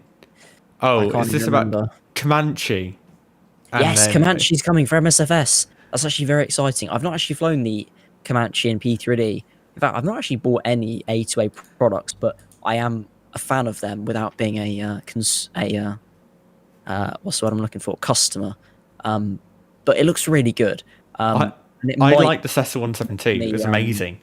Yeah, like they go in. It's like they're like the And FS I need Lab to fly of it the more. GA world. But we literally have no time. We are. Yeah, okay, that's the topic for another day. But Comanche Farnborough has coming. been released for MSFS. Milviz have released a 180 Plagio Evo. It's a business jet. There are some other things. Prague has been previewed in MSFS. Adelaide City developing Pack is that? being released for MSFS. Lots of MSFS add-ons, it seems to be at the moment. Yeah, We've also that's got gonna Brandenburg's dominate being released for cricket. MSFS. That's a big one. It is actually quite exciting. And today, Brisbane V2 has been released by Allbex. And if you already own Brisbane V1, Yeah. which if you were around last year, they gave away for free, Wait, even if you you got can it for free? get 50% off. That's it for this Not week's paid for it. bits. We have been absolutely rushing through this bit of the train. Yeah. I think we're just about to Rapid time now. bits. Yeah. Okay. Really. I think we are. quickly. I've muted Tom. Wow. There we go. I can hear Tom. Wow. Did you actually mute me for that whole time? I was talking and wondering why you weren't responding. That's Well, I can disgusting hear you. They behaviour, could. young They could man. hear how mean I was being to you. But That yeah. is disgusting. Okay, really quickly, Cross the Pond. If you are not in the loop, Cross the Pond biannual event this year, this time for the start of the year, it's westbound. It's happening on April 24th. It's a Saturday, and obviously. Do you it'll want to be read all out the day. departures and I'll read out the arrivals? Because there's so many. Sure. So, on the east side, you can depart from Manchester. You love to see it. Heathrow, Amsterdam, pretend shocked. Frankfurt, Dublin, Copenhagen, Kastrup, that is. Brussels. I'm going to get slaughtered because I don't know LIMC off the top of my heart. Milan Malpensa. Same thing. Oh, yeah, Milan. We like Milan. I don't actually have that. It's one for me to look into. Lisbon and not Leeds, but Oslo. I had to Google one, and that's why I sent you first. Let me guess. Is it that last one? Yes, it was. So we've got Nassau, which is in the Bahamas. We've got Toronto, Boston, Kennedy, San Francisco, which will be a nice one, I'm sure. We've got Yeah, Washington cool. Dulles, Chicago O'Hare, Miami. My lights have went flashy. That's And a then nice airport, that Denver. one. The lights flashing is the new hottest airport, you know? What's that one? Mynn? It's Nassau. Oh, interesting.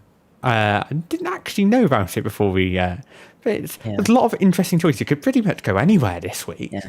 Do take caution, by the way, if you are going to the West Coast. If you want to go San Francisco or they don't have like Vancouver or anything. They will Miami only do is it from the quite a west. long one. It's not West Coast, but it's They quite a will long only one. do it from the west side, though. Yeah. So if you are flying to the West Coast, do remember that it is very long. I know a lot of people who booked to do like 13, 14-hour flights and they ended up getting bored by the end of it. So if you're going to do a long flight, then That's your prerogative, but it's a long flight. Take care, basically. Anyway, that's that for the departure airports. Last topic, I will let Alex... Hang on, I've got to ask you this, Tom. Do you think you'll have your Heathrow Tower invalidation before? Absolutely not, and I'll be flying for it anyway, hopefully. I hope if I can get a trolling slot, for it. but slot system, we will have plenty more episodes to rant about. Right, and that leads us quite on to our last topic. So, VATSIM and inclusivity. Now, to be honest, when I first proposed this to Tom, it was going to be a rant because I was annoyed about VATSIM things. Then, dare I say, I calmed down because things got sorted. Tino starts asking, did they add more slots because of ADSB? I don't know. Yeah, but don't know how many slots it's if gonna Tom be feels to chat really quickly, I could go and message someone and try and find out. I think it's one to find out another time. I will put it somewhere. Any updates, if you do want to know, and before we get them, will be probably on the VATSIM Cross the Ponds Twitter at VATSIMCTP on Twitter. So if you follow them, turn on the notifications, you'll get updates whenever. Just make sure to follow Ripley TV. Spots are coming out. Oh yeah, and follow at Ripley TV on Twitter. And Agent_Squash. What happened to the headphones? They got dropped, and my floor wasn't in the cleanest of states. I have this room is like a dust magnet, and I don't know how. I keep it clean, and it just my room is something to rant about another time. Anyway, VATSIM and inclusivity. So it was going to be a rant, and then I realised no, it's not. But there is. Dare I say it? We talked about this. If you watched my stream on Friday, I think we were talking about this a bit. So I've spoken to VATS. I've sent a few. You know when you do like those Snapchat streaks, and you go, and I was me being Snapchat streaks. You're bringing me back to like year 7 vibes. Well, I haven't actually sent them, but when you send a snap to someone, like, why on earth have you got? It started because I got a touchscreen, to be honest. And they were like, "What is this?" And one thing I've noticed is a lot of people saying we not only have the issue of VATSIM seems like it's hard to get into. Yeah. But equally, some behaviours of people at times in VATSIM can put people off.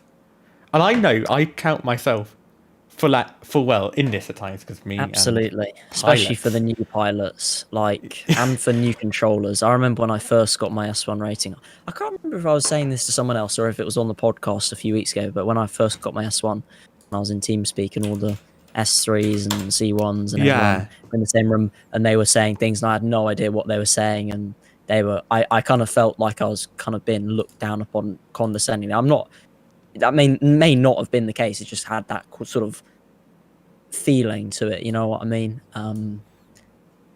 So that's only my experience. That's my only real experience of it. But I can understand how for other people, it's difficult to see it from the little guy's perspective. Are you in VATSIM for Beginners Facebook group?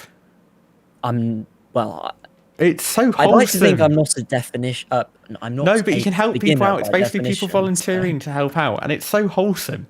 I was in it, nice. And I was controlling Gatwick off stream yesterday, and someone was like, "Hello," and then they were praising me for being really helpful, and I felt I was really bad to this pilot because I couldn't help. I was busy. I was controlling top down on Gatwick. What a rarity that is, by the way. I enjoyed it so much, but it is a rarity. And it was like, people are like, because when they get started, they're so fearful of being shouted at. But equally, dare I say it, as someone who's been on vaccine, how long have I been on vaccine now?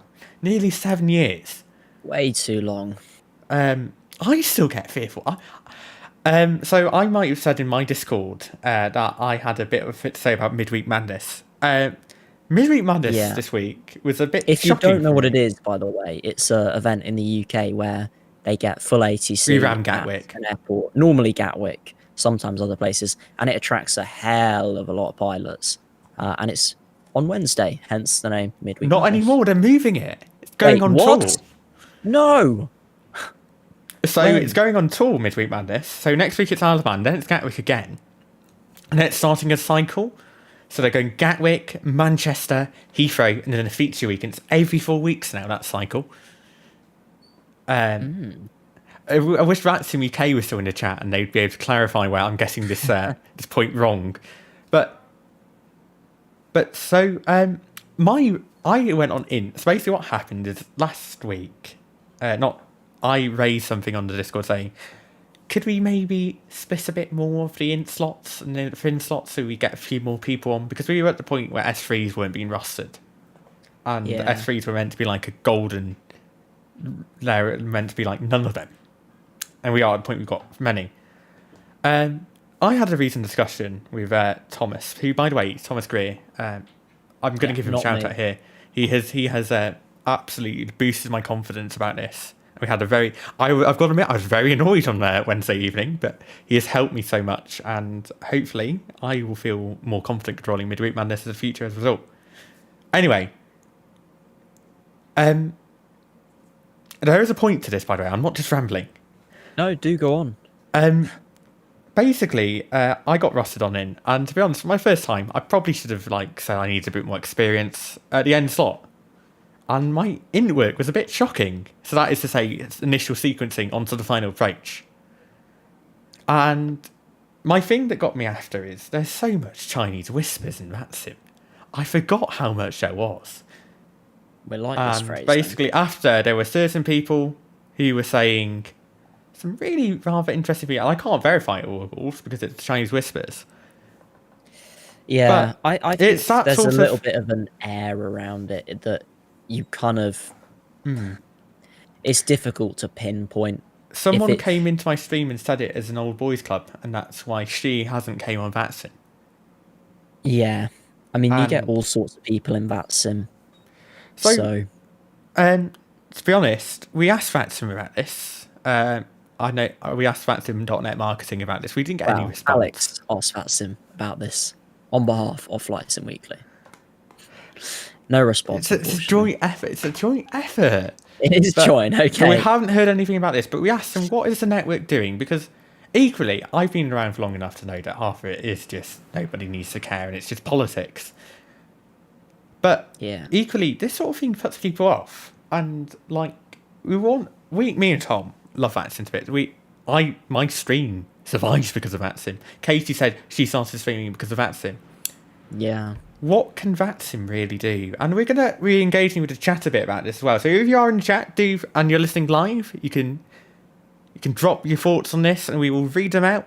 If you're not in the podcast, if you're watching the podcast later, I'm sorry. We are live on YouTube every Sunday at 1700 Zulu now. That's our new start time. Oh yeah, I forgot to mention, if you are living under a rock and you forgot to change your clocks, the clocks have gone forward. They So, change at different times everywhere. yeah. I did not Well, realise this. If you are confused why your UK streamers are turning up early for streams, it's because their clocks went an hour ahead. So I that's did what like stands it funny how Louis Ringer, who manages events in VATSIM UK, was literally just like, oh, I've turned up an hour early for my own event. I mean, I was under the impression it was happening tonight. So when I woke up this morning, looked at my phone and it said like 10 and it was actually 9. I was like, what? Well, I was up when the time changed. No, I'd forgotten about it. So I was very surprised. Well, I was not very surprised because obviously I knew it was coming, but I was caught by surprise, I should say. So my sort of thing is that VATSIM has that two sort of double-edged sword going against it. And you've got the issue of people think it's a high barrier to get into VATSIM. They think they have to be perfect. And I feel that the network is doing quite a bit of stuff to combat this. But equally, there's the issue of sometimes the community itself can sometimes appear to be a bit too closed. So, and I've seen this again. This is a touchscreen. You're just tapping your screen by accident. Do you ever lean on it with your but I whole had people who, some of you may know, Follow the Greens also has a touchscreen, and he streamed with a touchscreen before I did. I'm using a stylus as a prop here. It's very bad. And the amount of people I've just had coming in saying, you've stolen the idea of having a touchscreen. Yeah, it's just a bit toxic, really. Like, and to be honest, copying in general, like, oh, they did that on their I started stream. streaming ACC before them. Did they copy me? I used to get so, like, worried about doing the same flight as someone else. But, like, almost now when people fly with me or fly or do things because of me, it's a bit self-focused, but I kind of take it as a compliment. It's like, oh, I enjoyed it so much, I want to try it for myself, sort of thing. And like when I saw nice voice crack, first one of the day. When I saw Tom controlling with his touchscreen and stuff, it made me like, oh, that's actually an interesting way to control. I've never actually thought of doing that before. I never had. I love it. Actual proper controlling with tab view and V strips, but it's a really nice idea. So it's good that we have it. Katie, if you want to come back on about that point, if you want to come back on, I can put you back on. This is a moment where, again, just replanning the show. Yeah, on the awkward go. pause. But because this is something that came up, I mentioned the fact that you're going to be discussing inclusivity on the show this week. And Seesaws, who's a member of my chat, I'm giving her a shout out. She does aerospace engineering at Bristol. I am just exposing her now. I'm so sorry. But, like, she wouldn't join VATSIM because she feels it's so dominated. Yeah, and some of the things that get said in TeamSpeak rooms they are at kind times.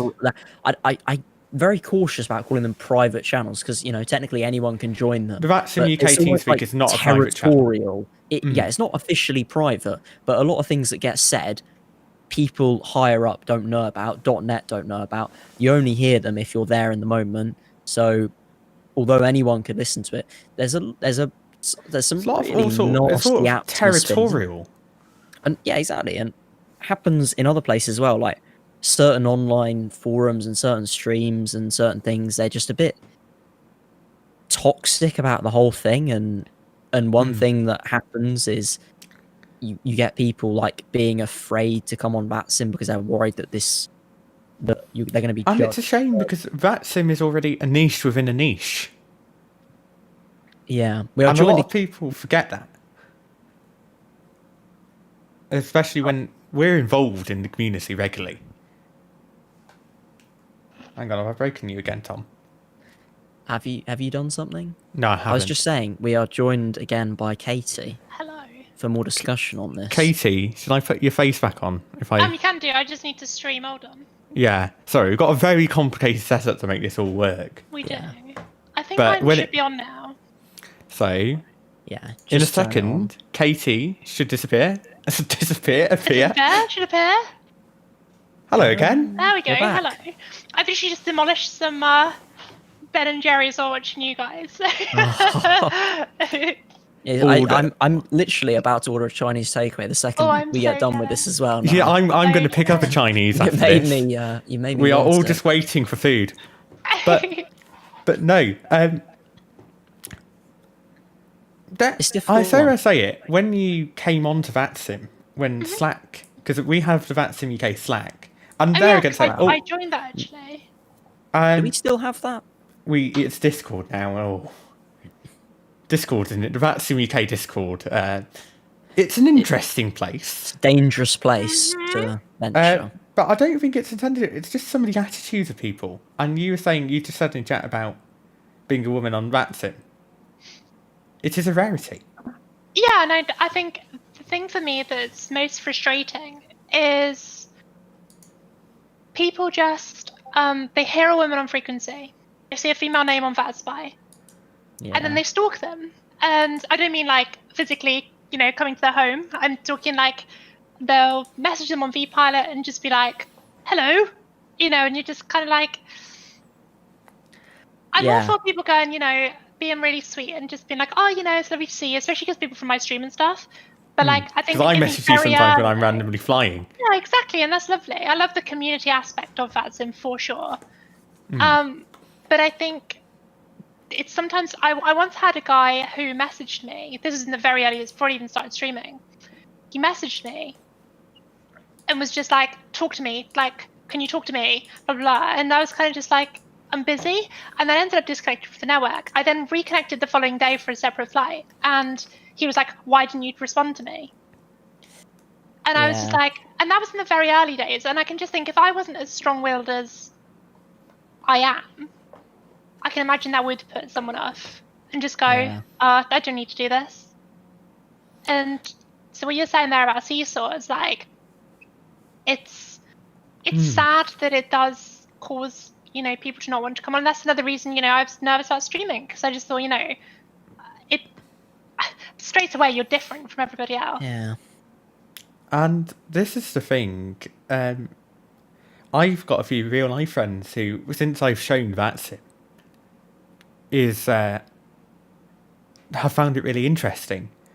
But it is at a point sometimes as a community where I can't feel like I can recommend to them that they would be safe, almost, that they would enjoy it, they would enjoy some of the more... These are aspects that me and Tom probably haven't experienced. I think it's still a great... It's a wonderful platform. It's a wonderful platform, but equally I feel, especially, these are real life people who haven't necessarily had an interest in aviation before, but I worry that if I recommended it to them and people just say, oh, Lucy on the network, they would have a similar experience like you had. And one thing I think about, like, not so much anymore, because obviously people know who I am, but people generally do know, who I am and stuff. But like, I think back in the early days, I bet, in fact, actually, when I first started, I actually first discovered Twitch because a guy messaged me, he heard me on London, and contacted me and went, "Oh, I'm streaming. Do you want to come and say hello?" Wow. And that was. Funnily enough, it did end up getting me into streaming. However, would he have done that to a dude? Probably not. It's a bit wow. I think it just needs to come down to just being normal, and celebrating a minority on a network is great. But I think people are very quick to be like, oh my god, there's a girl, must find out everything about her. And I think, how did this come about? Kind of aviation. In aviation, it's been a generally male-dominated community for so long, and this is changing because Harry put something in the has control, I should say, put something in the UK Discord about he went to an open day, and it was pretty much all. Yeah, it is pretty much all females there, and so this is mainly a VATSIM thing. And there is, in terms of controllers, there are very few female controllers that I've experienced on the network. And that's a niche within a niche within a niche. I appreciate that. But like, you sort of wonder, and sometimes some of the things that go on within groups controllers, they having control for so long, they get to me. But I wonder, some more intend to start a conversation about how the network as a whole can go towards being more inclusive, and we'd appreciate your suggestions on this. We'll probably come back to this next week when you've got more time, because we have definitely overrun today's episode. I'm gonna have to head off in a second. But sort of like drop us a message on the Discord if you want to message me or Tom or talk about it in our stream. I think if you message it on Katie's Discord, we'll get to it. Want to start a conversation about this, and we're going to try and get VATSIM.net involved in this as well, because ultimately diversity on something like this, I want to be able to say that I can recommend to my real life friends who are interested. Are you saying we're not your real life friends? These are people in Wow. school who I have managed to get interested in flight sim. I was shocked. I thought I would be judged beyond high heaven, and they love it. One of them just sat on a FaceTime and watched me control Gatwick. I just think a conversation needs to be opened about it, and certainly for any like girls, not just girls, any minorities who are interested in getting into VATSIM, like kind of there's always an open invitation to like drop me a message and talk about your concerns and how I've dealt with those specific issues. And I know I'm not going to have all the answers, but certainly if there's something that somebody is concerned about, like it might help to just talk about it. So like I think a conversation does need to be opened, but in the meantime, if it's kind of someone such as Cecil's wants to get into it, then just drop me a message. Yeah, and maybe with networks like POSCON coming and things like that, although they probably won't have the volume of traffic that VATSIM does, if they do it in a different way that works better, then that could be a game changer. Not necessarily because everyone swaps to POSCON specifically, but if it just makes people more aware of it, that it could drive a change, but we'll see. I think in time we'll get there. It is just one of those things, like I said, that just needs normalizing. Absolutely. Yeah. I can't believe you've managed to overrun the extended episode. It's incredible. Sorry. Thank you. No, thank you so much for joining us again, Katie. And hopefully you can get your input on this more as we continue to talk about this. For sure. I'm going to try and reach out to vatsim.net again, hopefully get someone on to talk about it. Because for a lot of us, we really enjoy VATSIM and we want to try and champion this issue. And it is a wonderful network, as we said, and it would just be nice to kind of make it more open for everyone, really. But I'm afraid, guys, that is all we have got time for. I never thought we'd be saying that.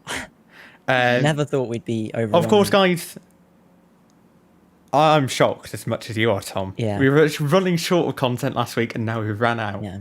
Well, a big thank you for making it all the way to the end, for listening. We hope you found it interesting, and thank you for Katie to coming on again. Yeah, no problem. To talk about it. Mitch, drop me a message. We can try and sort something out. And try and... we want to have a conversation about this. But yeah, guys, if you're listening on Spotify or you're listening on any of the other platforms, if you're listening on YouTube, thank you so much for listening / watching. If you haven't already got yourself into the Flight Sim Whiskey. That's Flight Sim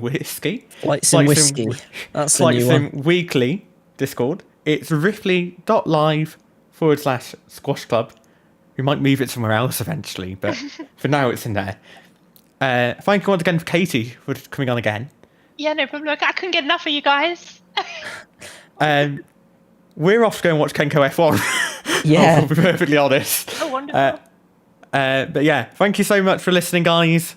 And we shall see you next week at 1700 Zulu. That's the new time, 1700 Zulu. We'll see you then. Stay safe out there.